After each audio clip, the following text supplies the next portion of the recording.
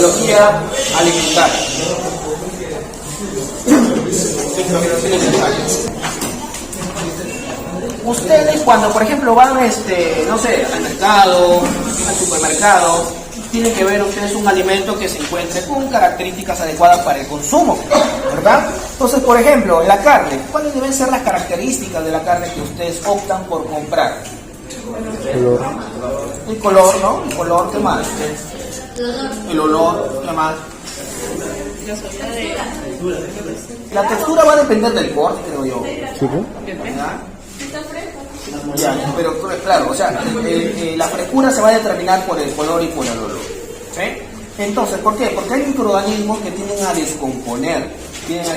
Ahora, la carne, ¿qué contiene? ¿Qué tipo de biomolécula contiene? Oye, ¿o quieres salir después a explicar? Entonces, está conformado principalmente por proteínas. Entonces, los microorganismos que caigan y descomponen las proteínas significa que tienen que presentar proteasas. Entonces, esas proteasas van a degradar. Ahora, según su química, ya hablaron de proteínas, ¿no? ¿Todavía? Ya acaba esto es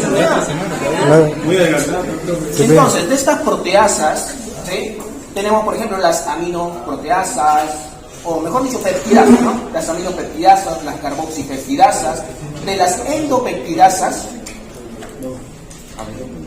endopeptidasas tenemos varios tipos, dependiendo del tipo de enlace que vayan a romper. Tengamos en cuenta que es el enlace peptídico, pero mucho depende del aminoácido que vaya a estar, ¿no?, en determinado punto para que la enzima venga, reconozca y corte ese enlace peptídico, ¿ya? Entonces, producto del metabolismo, comienzan a consumir los aminoácidos y van generando compuestos aminados. Y esos compuestos aminados son los que le dan ese olor de putrefacción al alimento. ¿Sí? Entonces, por ejemplo, ¿saben cuáles son esos compuestos aminados? Producto de la descomposición. Por ejemplo, la putrescina, la cadaverina, ¿sí?, que eso pues genera malos olores. Entonces, un alimento, en este caso que sean rápidos de descomponer, ¿no?, están a la intemperie, entonces presentan ya características inadecuadas, ¿ya? Luego, por ejemplo, si vamos a los alimentos envasados, los alimentos envasados pasan por un protocolo, pasan por un procesamiento donde se hacen análisis en el cual se ven, por ejemplo, la presencia de microorganismos patógenos. Si hay microorganismos patógenos, entonces ese lote que se ha producido tiene que ser eliminado. Y eso genera pérdidas. Entonces, para evitar esas pérdidas, tiene que haber un buen control desde lo que es el inicio, ¿no?, del ingreso de la materia prima. Por ejemplo, en el caso de las conservas, ¿sí?, conservas de frutas, ¿no?, del durazno, por ejemplo. Recolectan ese durazno, ¿sí? ¿Qué tienen que hacer? Primero, un proceso de lavado, ¿sí? En este caso pueden utilizar desinfectantes, pero desinfectantes que no sean tóxicos, ¿ya? Proceso de desinfección, de pelado, ¿no? Luego, pues, la preparación del azúcar, y tiene que pasar por un proceso térmico, ¿no? Este proceso térmico va a permitir la eliminación de gran cantidad de microorganismos, pero pueden sobrevivir los termotolerantes. Entonces, para, en este caso, limitar el crecimiento de estos termotolerantes, se tiene que aplicar otras condiciones para que estos puedan crecer o para inhibir su crecimiento. ¿Qué otras condiciones? Por ejemplo, dependiendo del alimento, en este caso, como estamos hablando de conservas, la alta concentración de azúcar, ¿no? Y el azúcar también, pues, a altas concentraciones actúa como un limitante, ¿sí? ¿Por qué? Porque pueden tolerar aproximadamente 5 o 8%. Mayor concentración, no estoy hablando de sal, porque mencionamos sobre los halotolerantes, que eso sí es específico de sal. Pero en el caso de la concentración de azúcar también, ¿sí?, también puede actuar como un inhibidor. Por eso que, por ejemplo, los jarabes de goma, ¿sí?, lo pueden tener abierto y no se contaminan, ¿sí? ¿Han visto eso o no? ¿Ya? Entonces, pero por otro lado, se cambia un poquito de tema, los microorganismos no solamente se dedican a descomponer los alimentos, sino también pueden ser utilizados para producir, ¿no?, para producir un alimento. Lo más común, ¿no?, a través de la fermentación.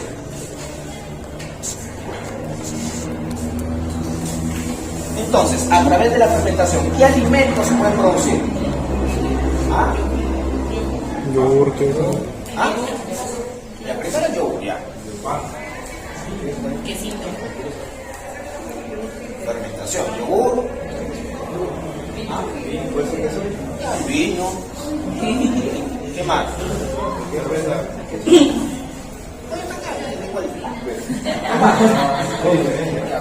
Porque es el mismo proceso, hombre. La materia prima es diferente. Pero igual sigue siendo alcohol. Sigue siendo alcohol. Vinagre. ¿Ya? ¿Eso? Vinagre.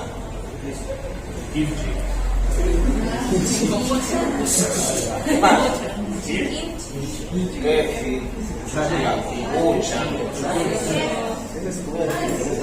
¿Ya? Entonces, ¿ah? La salsa de soya. ¿Qué contiene el sellado? Una bacteria. Mr. Kai con una bacteria. ¿Qué hice? Había otro. Entonces, lo que es el yogur, lo que es el kimchi, el kefir, ¿no? La kombucha, entonces participan bacterias acidolácticas. En lo que es en el kefir también participan levaduras, ¿no? ¿Saben cuál es la materia prima del kefir? ¿Primero qué? La leche. Entonces, hay un proceso de generación de ácido láctico por las bacterias ácido-lácticas, pero como también participan las levaduras, va a haber una pequeña producción de alcohol, en este caso aproximadamente de 1 a 3%. Entonces, si por ahí quieren para su fiesta, no sirve porque tiene poca concentración de alcohol, ¿sí? Pero lo beneficioso de este kefir es que tiene, pues, probióticos, ¿sí? Tiene probióticos. ¿Qué más? ¿Qué es el kimchi? ¿Ah? Claro, del alcohol chino, ¿sí? Es el producto de la fermentación. Igual hay producción de ácido láctico. Entonces, tengan en cuenta que el yogur, el kimchi, el kefir, ¿no? Que van a generar ahí la producción de ácido láctico, este ácido láctico va a actuar como un conservante. ¿Por qué? Porque va a limitar el crecimiento de microorganismos potencialmente patógenos. ¿Ya? El tempeh también, en este caso el tempeh también es un producto fermentado, pero que se obtiene a partir de la cebada, ¿sí? De la cebada. En este caso participa el hongo, ¿no? El hongo Rhizopus, ¿sí? Rhizopus. Entonces, ¿para qué sirve en este caso este proceso de fermentación? Para mejorar lo que es la digestibilidad de las proteínas, ¿sí? Entonces, por ejemplo, algunos que van al gimnasio, ¿no? Tienen, por ejemplo, compran sus potes de proteína, ¿no? Que venden proteína y aparte hay otros que tienen la proteína hidrolizada. ¿Cuál creen que es mejor? ¿Por qué?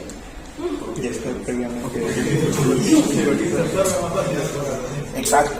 ¿Sí? Porque la proteína entera, si la proteína entera entonces lo que digerimos, nuestras enzimas todavía van a degradarlo y no lo va a degradar completamente, entonces va a haber una parte que se va a perder y va a haber una parte que va a ser aprovechada. Pero si consumimos la proteína hidrolizada, entonces se absorbe ya directamente, ya no hay proceso de degradación, ¿sí? Entonces, pero es más costosa, pues. Entonces, en este caso el tempeh, entonces como lo mencioné, los microorganismos, en este caso Rhizopus, ¿sí? Rhizopus lugoporos, va degradando la proteína parcialmente, ¿sí? Va degradándolo para facilitar su absorción, ¿sí? ¿Y cómo va creciendo? Porque va utilizando los azúcares, ¿no? Los azúcares que contiene esta cebada, porque se obtiene a partir de la cebada, crece el microorganismo y se da el proceso de grasa, ¿sí? Entonces, como vemos, los microorganismos son utilizados para producir alimentos a través de la fermentación. Tenemos otros compuestos, ¿no? Entonces, por ejemplo, metabolitos. A través de los microorganismos podemos producir algunos metabolitos. Como por ejemplo, podemos producir vitaminas, ¿sí? Vitaminas, por ejemplo, la vitamina B12. ¿Cuál es la importancia de la vitamina B12? ¿Saben?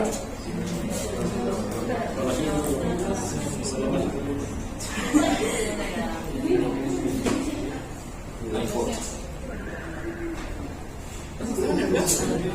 Esta es la síntesis de la solución. Porque el B12 está junto con el. No, digo. El B12 con el B9 para la síntesis de. La vitamina B12 o cobalamina participa en la síntesis de pirimidina. pero en este caso es necesario para la síntesis de glóbulos rojos a través de la síntesis del grupo M específicamente. ¿Ya? Entonces, aquí hay microorganismos que lo sintetizan, ¿sí? Como por ejemplo Propionibacterium. ¿Sí? Propionibacterium es capaz de sintetizar esta vitamina B2. ¿Sí? También tenemos la vitamina B2. ¿Cómo se llama la vitamina B2? La riboflavina. ¿Sí?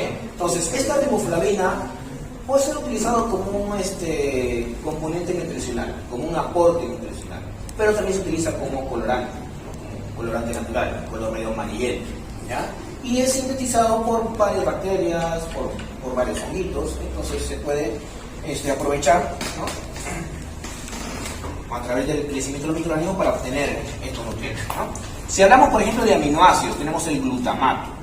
¿Dónde nosotros utilizamos glutamato? ¿Y la desaminación oxidativa? Pero estamos hablando primero de alimentos. Está bien tu respuesta, pero en este caso es de alimentos. ¿Dónde utilizamos glutamato? Glutamato de sodio. ¿Y la Ajinomoto? ¿Sí? La Ajinomoto. Entonces, aquí lo importante es llegar a producir este glutamato. Entonces, en este caso tenemos la bacteria Corynebacterium glutamaticum, ¿sí? Glutamaticum, ¿sí? Donde comienza a producir este aminoácido. También llega a producir lisina, por ejemplo. ¿Ya?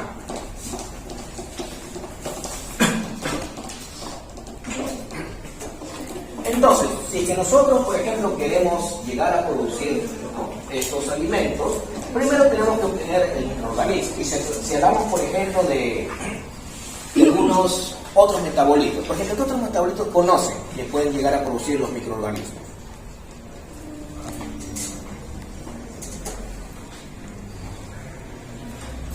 Por ejemplo, las mermeladas. ¿Qué le agregan a las mermeladas?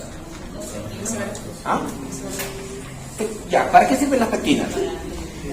Para la gelificación. Pero en este caso, las pectinas se obtienen de los vegetales. ¿Sí?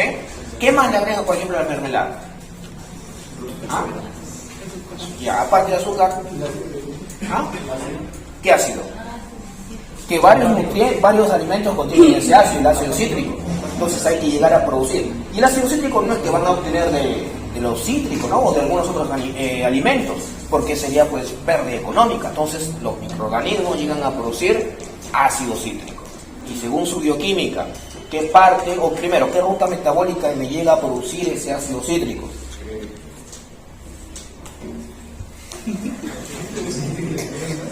¿Ah? El ciclo de Krebs, la primera reacción, ¿no? La primera reacción, ácido cítrico o citrato. Por eso el ciclo de Krebs se llama ciclo de los ácidos tricarboxílicos o ciclo del ácido cítrico. ¿Ya? ¿Qué más? A ver, ¿qué otro metabolito llegan a producir los microorganismos? ¿Ah? Ya el ácido acético, ya que mencionamos sobre el vinagre. ¿Qué más? Ácido propiónico, ya.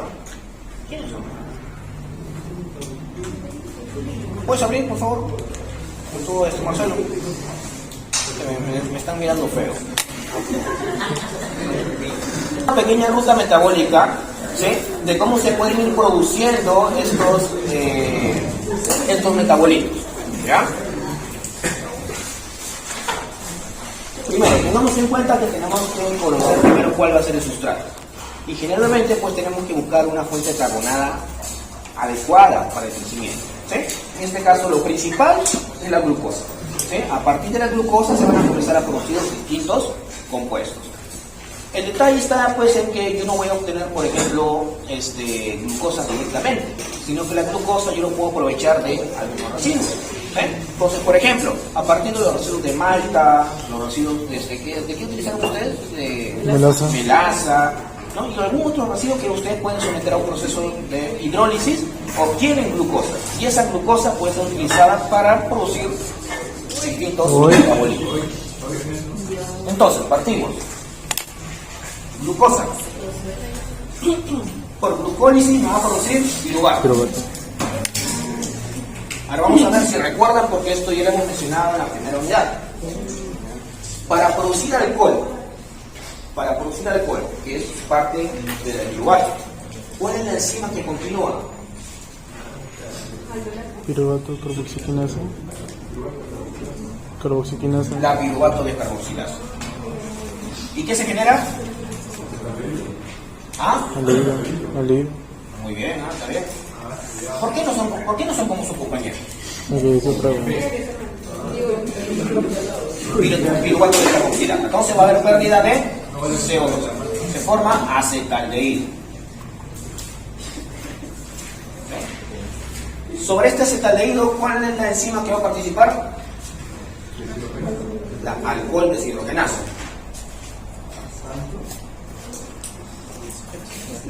Entonces aquí ingresa un NAD, ¿no? Un NAD reducido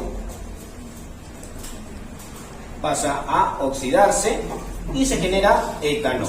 Entonces ya la primera vía. Ahora, para producir lo que es el ácido acético, partimos desde aquí, desde este acetaldehído. Se va a generar ácido acético. ¿Sí? Aquí la enzima se llama aldehído deshidrogenasa.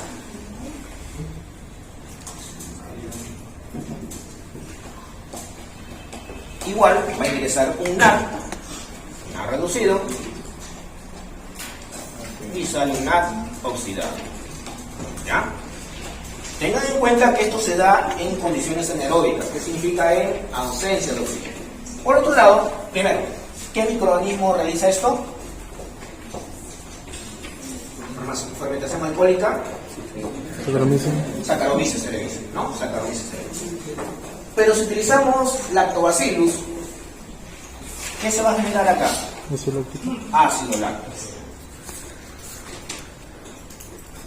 ¿Sí? La enzima se llama lactato deshidrogenasa. ¿Sí? Lactato deshidrogenasa. Eso por un lado. Ahora, por otro lado, otro microorganismo. Microorganismos que no pueden realizar fermentación láctica, microorganismos que no pueden realizar fermentación alcohólica. Este piruvato, pero en este caso ya hay oxígeno, ¿sí? En este caso ya hay oxígeno. Entonces continúa oxidándose, se convierte en acetilcoenzima A. ¿Cuál es la enzima responsable? La piruvato deshidrogenasa. ¿Sí? La piruvato deshidrogenasa. Este acetilcoenzima A, cuando reacciona con el oxalacetato, forma citrato. ¿Cómo se llama la enzima? Citrato sintasa. Citrato sintasa. Entonces aquí ya vemos que se produce lo que es el ácido cítrico. ¿Quién llega a producir ácido cítrico? Le llega a producir aspergillus, por ejemplo. ¿Sí? Aspergillus niger, principalmente. Ahora, si en vez de reaccionar con el oxalacetato, reacciona con otro acetilcoenzima A, ¿qué se va a formar acá? El acetoacetil-CoA.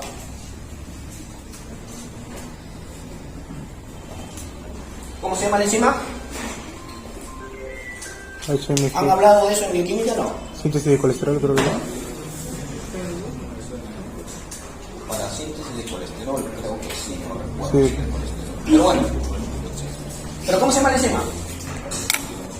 La cetotiolasa, no es su nombre común, o su nombre sería acetil-CoA aciltransferasa.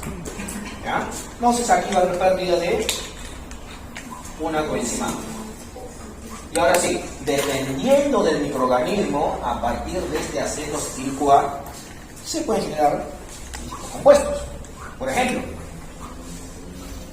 cuando participa la enzima acetoacetil-CoA transferasa, ¿sí? Acetoacetil-CoA transferasa, me va a generar aquí acetoacetato.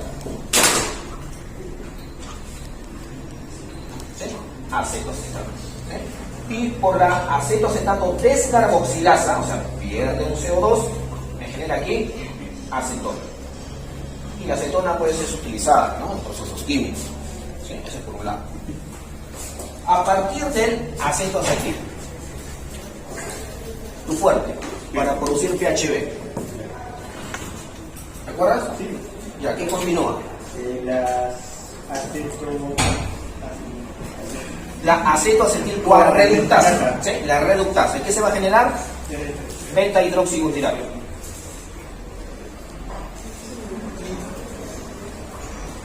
¿Sí? el beta-hidroxibutirato. Van a haber varias moléculas de beta-hidroxibutirato en el cual se van a condensar, ¿sí? Se van a unir y por acción de la enzima PHB sintasa se comienza a producir PHB. ¿Qué microorganismo lo realiza? En mi caso, En tu caso, cupravirus necato y mecato. cupravirus necato. ¿Qué otro microorganismo llega a producir PHB? Tenemos el Bacillus megatherium, todo el tipo de Bacillus megatherium. ¿Y Azotobacter? ¿Qué Azotobacter? Acetobacter Vinelano, muy bien. ¿Sí? Entonces se llega a producir PHB. Y por otro lado, ¿sí? Va a haber pérdida, no, va a haber una deshidrogenación, donde aquí se va a generar lo que es el butiril-CoA. Butiril-CoA, ¿sí? La enzima se llama butiril-CoA deshidrogenasa. Sobre esa butiril-CoA se va a convertir en lo que es butiraldehído. Va a haber pérdida de la coenzima. La enzima responsable se llama butiraldehído deshidrogenasa.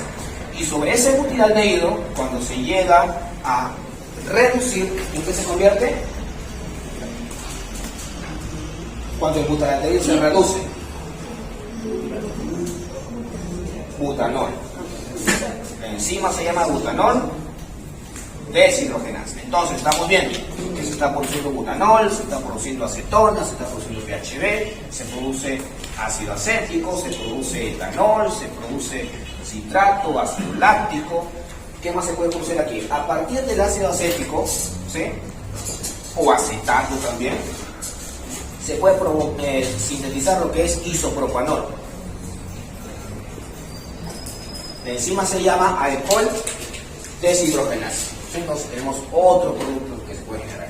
Entonces tengamos en cuenta que los microorganismos no van a llegar a realizar todas estas reacciones. Va a depender del microorganismo que podamos utilizar. Y mucho va a depender de las condiciones que le podemos dar. ¿Qué condiciones? Temperatura adecuada, pH adecuado, nutrientes adecuados para obtener un producto de interés. Y la pregunta es, ¿dónde se lleva a cabo todo este procedimiento? En bioreactores. ¿Sí? ¿Y qué es un bioreactor?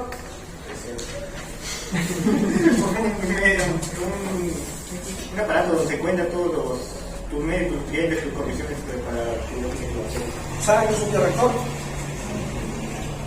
Un bioreactor es un recipiente donde se dan las condiciones adecuadas para producir microorganismos o producir metabolitos sintetizados por ellos, ¿no? Bajo funciones de fermentación. ¿Sí? Eso es un bioreactor. Entonces vamos viendo cuáles son los componentes de un bioreactor. ¿Ya?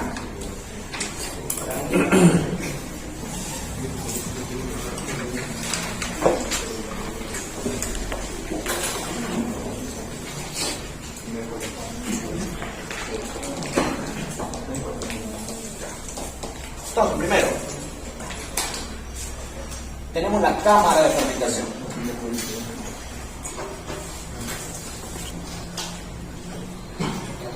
En esta cámara de fermentación, que corresponde específicamente al recipiente donde se lleva a cabo este proceso, ¿sí?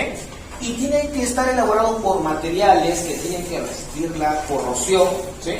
Que tienen que resistir, por ejemplo, las elevadas temperaturas, porque tengamos en cuenta que, por ejemplo, los termófilos trabajan a temperaturas de 80, 90 grados, ¿no? Entonces tiene que tener esas condiciones, ¿no? Resistir la corrosión, soportar elevadas presiones y soportar elevadas temperaturas, ¿no? Esa es la cámara de fermentación.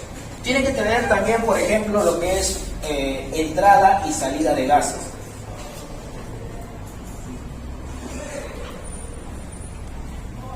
Entonces, por ejemplo, por acá está su tapa que tiene que estar sellado herméticamente y por acá tiene unos orificios por donde va a ingresar el gas y por donde va a salir. Ahora, el gas que va a ingresar va a depender de las características del microorganismo. Si es un microorganismo aeróbico, entonces ¿qué va a tener que ingresar? Oxígeno. ¿Sí? Entonces ingresa oxígeno. Y como parte del metabolismo, ¿qué gas saldrá? CO2. CO2. ¿Sí? ¿Qué más? Tiene que haber, ¿no?, un sensor de temperatura, pH, ¿qué más? Oxígeno disuelto, para ver si tienen las condiciones adecuadas. Entonces, por ejemplo, que esto lo hablaron, creo, no sé, el año pasado, que también fue por la época de la fiesta de biblioteca, que hacen en la Facultad de Ciencias, hacen como una feria, y llegaron ahí empresas, una empresa digo, mostrando su biorreactor, no sé si ustedes estaban. Entonces tenían un sensor adecuado, ¿no? Entonces, donde, por ejemplo, si el microorganismo, ¿no?, crece a un pH de 7, por ejemplo, pero si vemos que ya la solución del medio se está tornando ácida, ¿qué agregarían para mantener el pH adecuado? Permanganato. ¿Ah? El carbonato. ¿Será bicarbonato? Permanganato. Hidróxido de sodio. ¿Sí? Hidróxido de sodio. Pero, si en vez de bajar está aumentando, está un pH de 8, ¿qué le agregarían? Ácido clorhídrico. La literatura dice ácido clorhídrico, ¿no? ¿Sí? Pero podrían utilizar también un ácido orgánico. ¿Sí? Pero teniendo en cuenta pues, que no puede ser metabolizado por el microorganismo, porque ahí sí alteraría lo que es el proceso de fermentación. ¿Sí? ¿Sí lo entiendes, no? Porque el ácido clorhídrico es un ácido inorgánico. Un ejemplo de ácido orgánico: limón, el ácido cítrico, el ácido acético, el ácido málico. ¿Sí? Pero tengamos en cuenta que ese ácido que vayan a agregar no interfiera con el proceso metabólico. ¿Ya? También tiene que haber un sistema de agitación.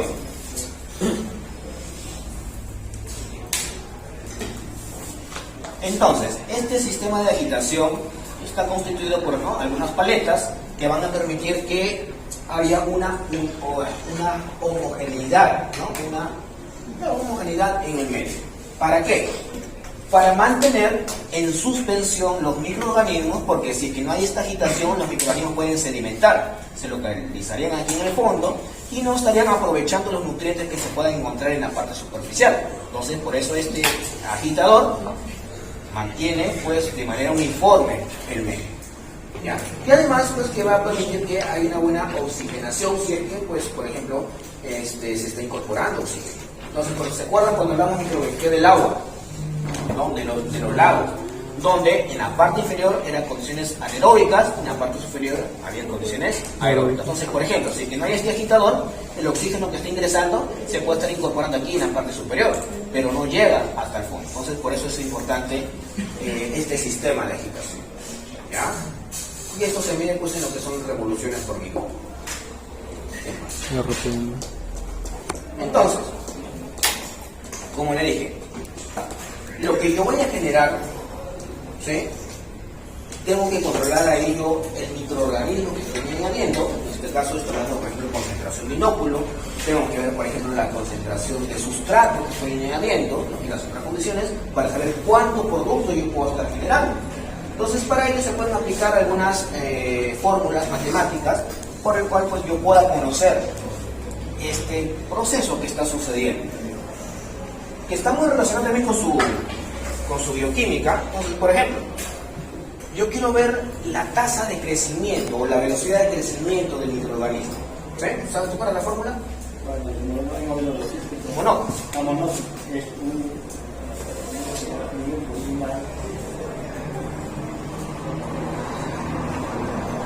¿A qué fórmula se parece?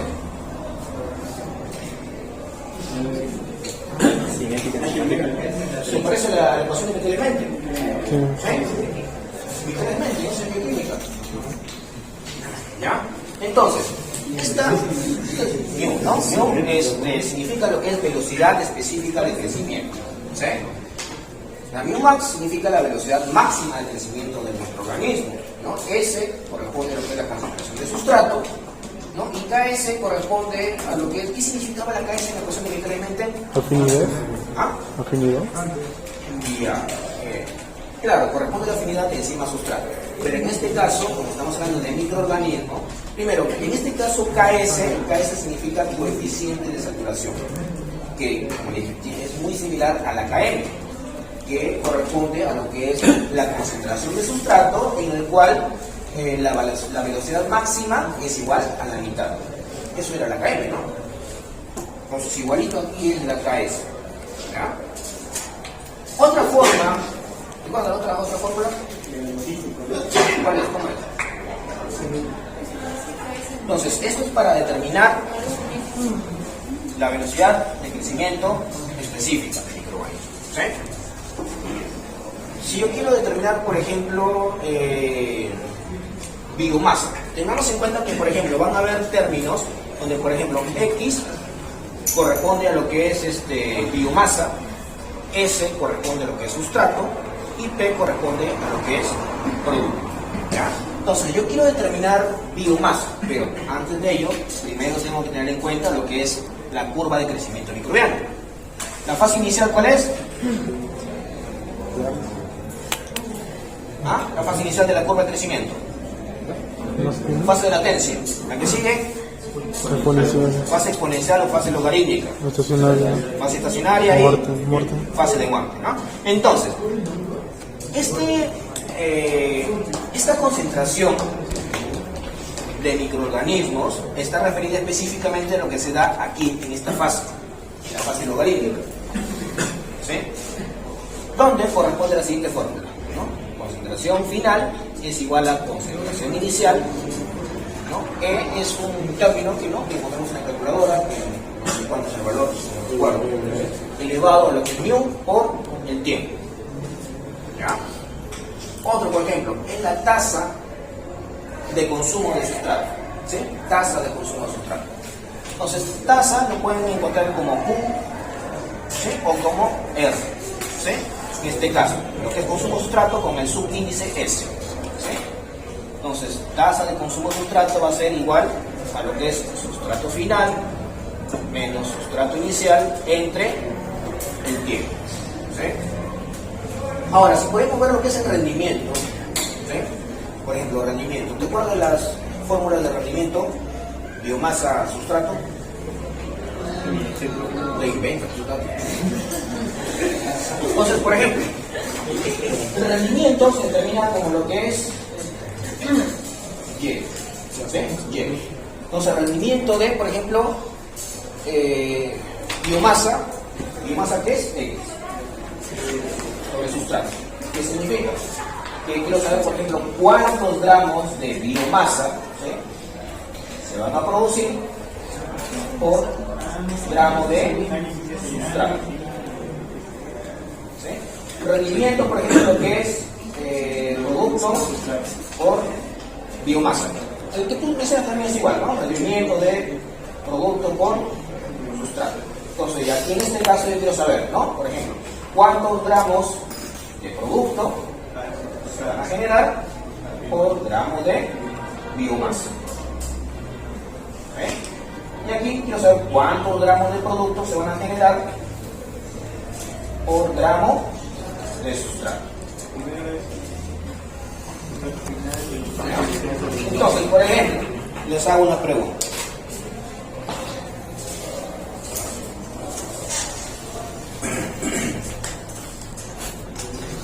¿Cuánto es la concentración final de microorganismos, ¿no?, donde su concentración inicial era, por ejemplo, 10 miligramos por litro, ¿sí?, 10 miligramos por litro, donde su coeficiente de crecimiento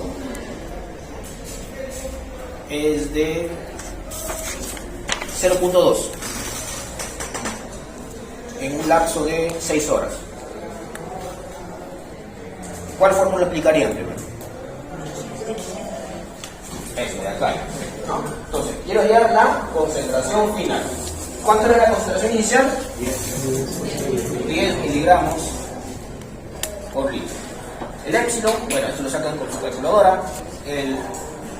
La velocidad de crecimiento, ¿cuánto le dije? 0.2. El tiempo, 6 horas. 6. Entonces, al multipliquen y vean cuánto sale para determinar lo que es la concentración final del microorganismo. ¿Sí? Como te dije, ¿no? Eso tienen que tener en cuenta que se está desarrollando lo que es el bioreactor. Derívalo. Entonces, por ejemplo, a ver, otro.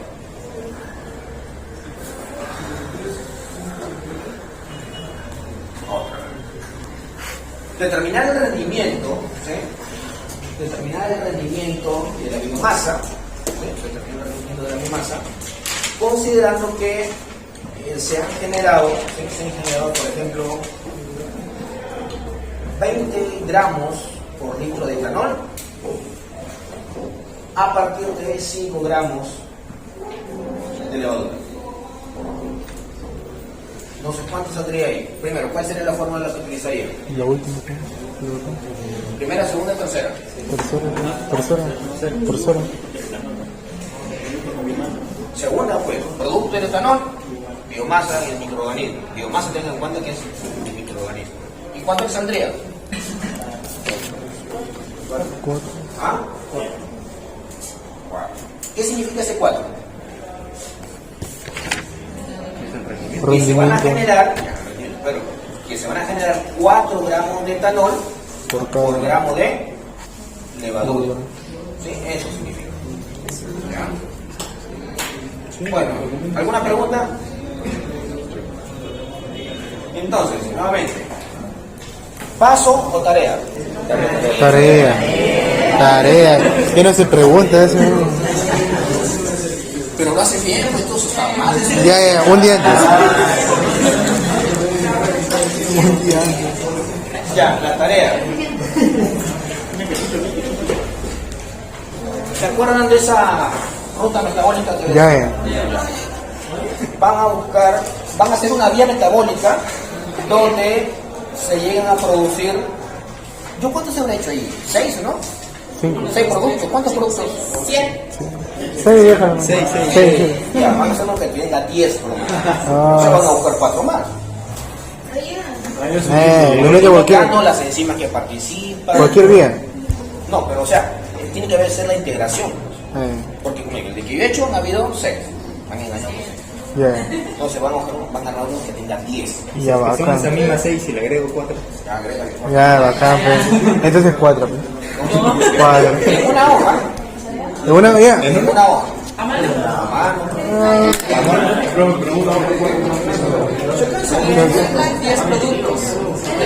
Habla con la letra de Ordoño, ¿no?